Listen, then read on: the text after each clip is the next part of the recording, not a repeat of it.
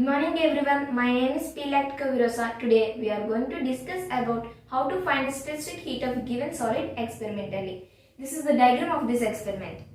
Aim: to find the specific heat of given solid experimentally.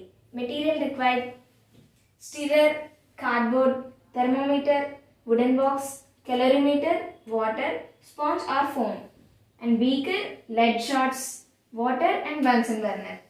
Procedure: measure the mass of the calorimeter and note it as M1. Now fill 1/3 volume of the calorimeter with water and note it as M2. Now the mass of the water is equal to M2 minus M1. At this time, the initial temperature of water or calorimeter or thermometer or stirrer is T1. Now take a beaker and fill it with some water and keep few lead shots and heat up to 100 degrees Celsius. Now the temperature of the lead shots is equal to T2. Pour the lead shots into the calorimeter. Now measure the final temperature of the lead shots or calorimeter or water or stirrer as T3. Specific heat of lead shots is equal to SL. Specific heat of calorimeter is equal to SC. Specific heat of water is equal to SW.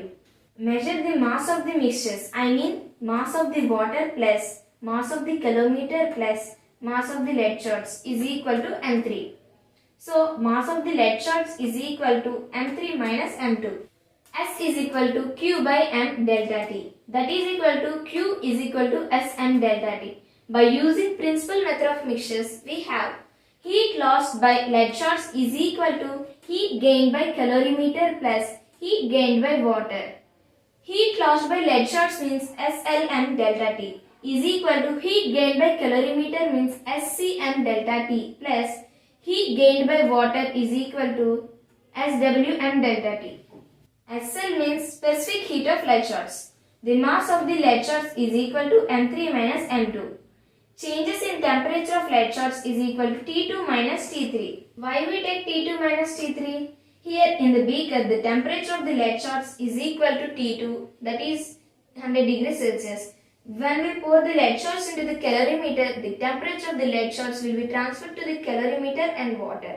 Then the temperature of the lead shots is reduced. So T2 is greater than T3.